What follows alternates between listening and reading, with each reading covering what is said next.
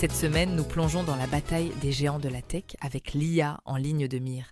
Décryptons les défis économiques français de l'immobilier au salaire des PDG et analysons les tensions géopolitiques entre les États-Unis et la Chine. Nous aborderons aussi des questions de santé publique et de sécurité. Accrochez-vous. On démarre fort avec une information qui fait grand bruit dans le monde de la tech. Des rumeurs persistantes évoquent un accord imminent entre Apple et Intel pour la fabrication de puces. Marc, est-ce un tournant stratégique majeur pour l'industrie ? Absolument Sophie, c'est un signe fort d'un marché en pleine mutation. Nvidia, longtemps considéré comme le leader incontesté de l'IA, voit Intel et AMD remonter en puissance, profitant de la demande explosive pour les processeurs et la mémoire. Apple cherche à diversifier sa chaîne d'approvisionnement, à sécuriser sa production.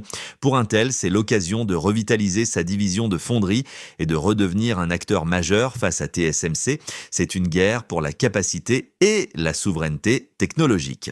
Et derrière ces milliards de dollars et ces stratégies de puissance, il y a bien sûr la question de l'innovation et de l'impact sur nos vies numériques. Une concurrence accrue peut accélérer le développement de l'IA, mais elle soulève aussi des interrogations sur la concentration de cette puissance entre quelques géants. La régulation de l'IA, ses implications économiques, sociales et même philosophiques deviennent des enjeux cruciaux pour nos sociétés, comme le soulignent certains experts. On reste dans l'économie, mais cette fois-ci côté français, avec un marché immobilier qui patine et des questions récurrentes sur la rémunération des grands patrons. Julie, comment cette situation se traduit-elle pour les Français ? C'est une pause inquiétante pour de nombreux ménages, Sophie. La hausse des taux d'intérêt bloque l'accès au crédit immobilier et par ricochet, les projets de vie liés à l'achat ou à la vente. Ce n'est pas un krach, mais un grippage qui pèse lourdement sur le secteur du bâtiment et les familles. Dans le même temps, des informations comme l'augmentation significative du salaire du PDG de Publicis, Arthur Sadoun, peuvent créer un sentiment de décalage et d'injustice, d'autant plus quand d'autres entreprises comme 72 traversent des turbulences internes. D'un point de vue stratégique, le marché immobilier français est contraint de s'adapter à cette nouvelle réalité des taux. Les acteurs cherchent des leviers pour relancer les transactions. Concernant les rémunérations des dirigeants, c'est un débat éternel sur la gouvernance d'entreprise et la transparence. Ces décisions sont scrutées attentivement par les marchés, les actionnaires, mais aussi par l'opinion publique et peuvent avoir un impact sur la réputation et la confiance. Un bond à l'international maintenant. Les États-Unis n'hésitent pas à frapper fort sur la scène géopolitique, avec de nouvelles sanctions contre 3 entreprises chinoises accusées de soutenir militairement l'Iran.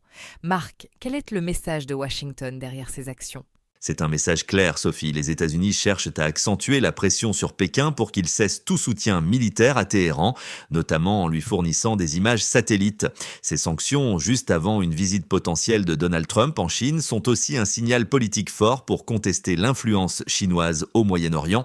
Mais la Chine a déjà réagi, niant les faits et activant sa loi de blocage, signe de sa résistance. Et au-delà des stratégies de puissance entre États, ces tensions ont des répercussions humaines et économiques concrètes.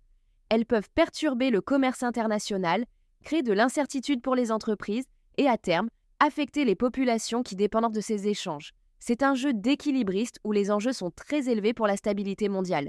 Enfin, un mot sur des événements qui rappellent la fragilité de nos vies. Une épidémie d'hantavirus sur un bateau de croisière et un accident en mer. Julie, comment ces situations d'urgence sont-elles gérées ? Ces situations nous montrent à quel point la réactivité et la solidarité sont cruciales.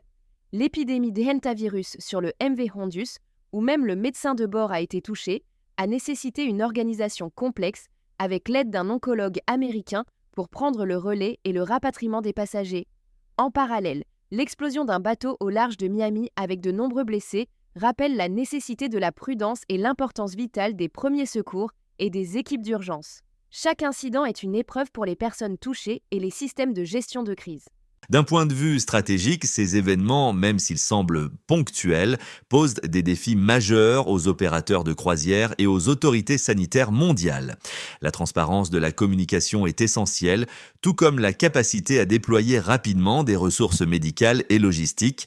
Pour l'industrie du tourisme, c'est aussi une question de réputation et de confiance dans un secteur où la sécurité des passagers est primordiale.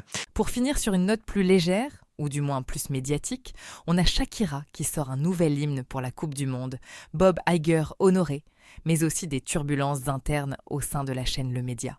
Marc, quel est votre regard sur cette actualité disparate ? C'est un mélange intéressant, Sophie. Il y a d'un côté le pouvoir unificateur du sport et de la musique, comme avec Shakira et la Coupe du Monde, qui sont des leviers marketing et d'image colossaux. De l'autre, des signaux faibles de tension au sein de certaines structures médiatiques, comme le Média avec l'arrêt de l'émission L'œil de Moumou suite à des critiques internes.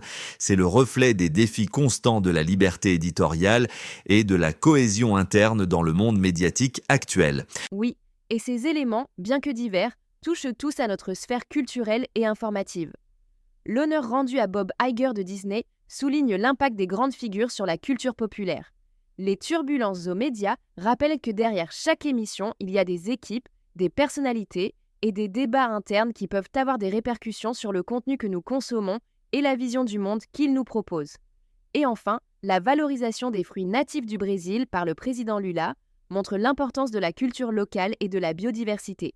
C'était Clés Actu, merci de nous avoir écoutés et à vendredi prochain.